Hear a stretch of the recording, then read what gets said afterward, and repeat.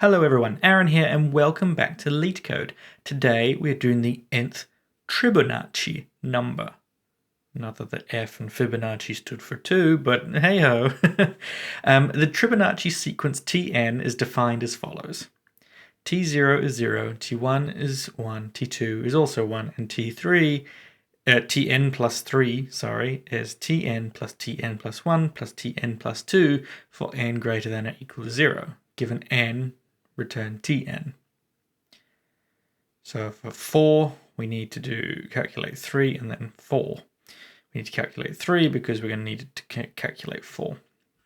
If we go up to all the way to 25, it's getting quite a big number, and they can give us numbers all the way up to 37. I think this is actually a very cool question because there's actually lots and lots of ways to go about solving it.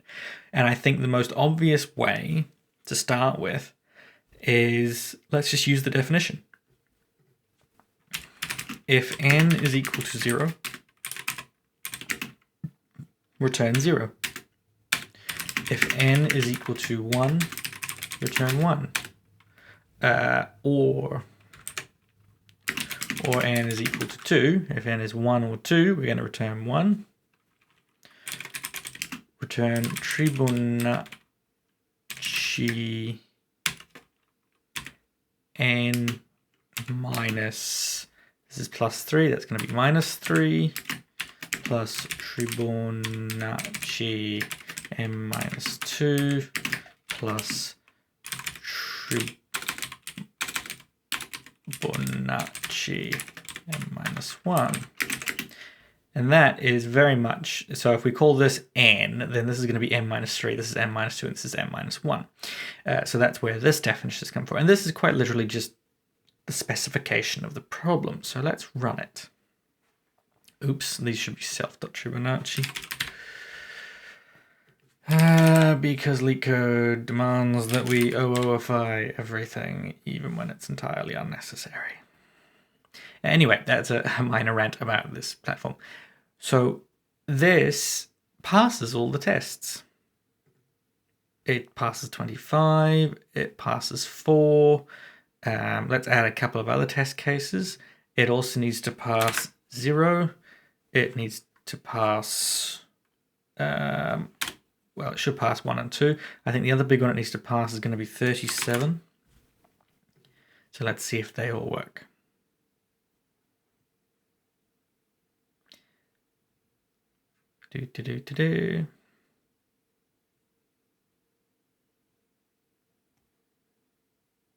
It's very slow, and that's kind of what I want to point out here. Time limit exceeded. This works, but it's too slow for the very largest numbers that we can be given, which is only 37. And there's a couple of ways to go about fixing this. The first and most obvious is to do what's called memoization. Now, memoization is a very fancy word that sounds an awful lot like memorization because that's effectively what it is. Effectively. Let's try and speak properly. What it does is it says, if I've already seen this input before, just remember what the answer was and use that again. Don't actually recompute the value, just save for every input what the output was. And this is going to be very small. There's only 38 possible inputs. This is easy to do. Now, if LRU cache, or if the number of inputs is much larger, the LRU cache, the reason it's called LRU is because it's the least recently used. That's the thing it'll throw out if you've just got too many inputs for it to remember. In this case, we're never going to discard anything. So that's kind of our cheaty solution. This is the clean solution of implementing the problem, but it's too inefficient. The reason it's too inefficient is because to calculate n minus 1, that itself is going to need to calculate the n minus 2, and that is going to need to calculate the n minus 3. So these are all going to be calling each other themselves. So each of these is very, very wasteful. The LRU cache says, well, I don't actually need to recompute them. I can just look it up. So when we go to calculate this one, we've already calculated minus 3 and minus 2 already. These are just instant lookups now.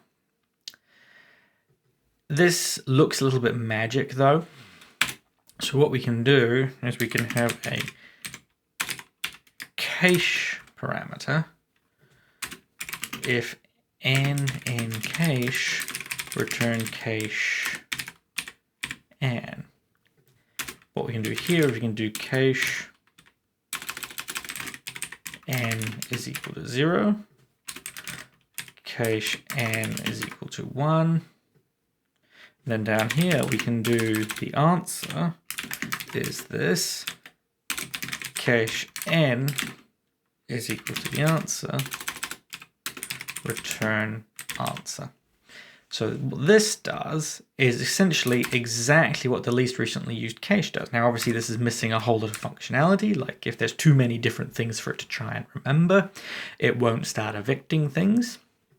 But in this simple case where we don't need that kind of functionality, this actually performs exactly the same way. It remembers what we've already seen. If we've already seen this input, just use that result that you saved. Here's a couple of easy ones to save, and the rest of the time, make sure we save it. Again, that is just plastering over the problem of we have an inefficient solution.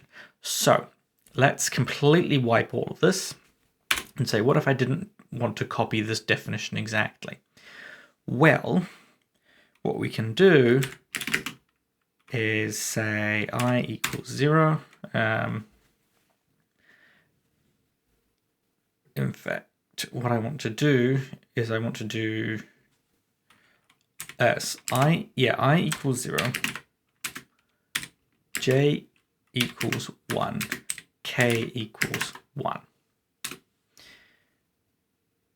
These are our t0, t1, and t2. And in fact, what I want to do here is if n is equal to 0, return 0. If n equals 1 or n equals 2, return 1. I still want to do those.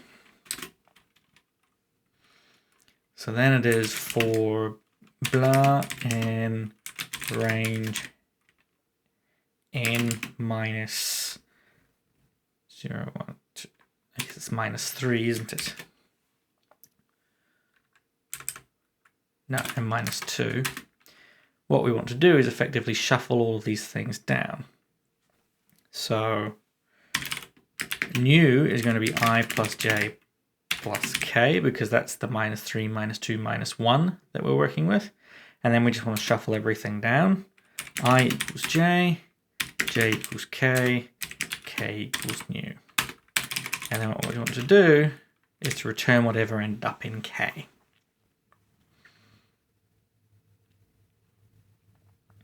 So in fact, I don't actually need that check, but we'll leave it there because it's nice. So let's run this. Now, I could have an off by 1 error here. I'm just a little bit unsure about that, which is why we do tests. Okay, we are off. I said 3. Why did I say 3? Oops, that's because I said I plus j plus j. I want to say I plus j plus k. I didn't have an off by 1 error, I just had a straight up typo. Excellent, so now this works as well, and we didn't need to do any memorization or anything like that. So why does this work? Well, effectively it says starting at 0, count up to n. So this is just going to take order n time. So the complexities of what we've been dealing, if you've never seen it before, big O notation tells you to compute n, for an input of size n, whatever that is, how much work do you need to do? Now, this could be n items in a list, this could be an integer of size n, it doesn't really matter. It just says parameterized for some n, how much work do you need to do? In this case, we're going to be doing n minus 2 steps around this loop. And so that means this is order n minus 2. Now in big O notation, that's what the order stands for, that we throw out these sort of plus or minus constants. They don't really matter. If you've got a trillion items, plus or minus 2, it's not a big deal. So we say this takes order n time. The previous version without the caching, which I can actually get rid of now, that actually takes exponential time. That's going to take, off the top of my head, probably about 3 to the power of n steps. And that is very, very slow, because even for just, let's say 3 steps, 3 to the power of 3 is 27 steps. So in our exponential computation, it takes as long to compute n equals 3, or in this case kind of 5, as it does to compute 27 or 29 in this faster case. Using the cache brought us back down to order n. It took that exponential down to a linear, but this is just straight up linear. That is a very fast crash course into big O notation, and was probably entirely unhelpful if you didn't already know big O notation. But do have a look at it. It's sort of a fundamental part of computer science. This kind of transformation from, I would previously said, a very functional result into a very imperative computation. That's a very important transformation to know how to do. Memoization is such a fundamental trick. All of these are really, really important. And I have taken a video that probably would have taken me about 2 minutes to do if I had just gone straight for a solution, into one that's probably been closer to 20 minutes by the time I'm done recording. Anyway, let's actually submit it. I haven't even submitted an answer yet. We don't even know if I got it right. Hopefully, after all of that yammering, I have, and indeed I have. Excellent. We are completely middle of the pack, because this is kind of the solution. There's not really anything else you're going to do terribly differently in this particular case.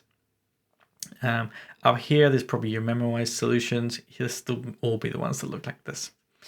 I think if you are absolutely just getting into programming, or just playing around with new languages even, this is an excellent problem to have a go at, just to kind of stretch your legs, get the hang of programming, and jump right into it. Do let me know in the comments if this kind of video is useful, because sometimes we tackle really hard problems, sometimes we tackle really easy problems, and I'm interested to know what you prefer, what you like seeing, what you like hearing in these videos. So that's it from me. Do remember to like, comment, subscribe, all of that good stuff, and I will see you next time. Bye.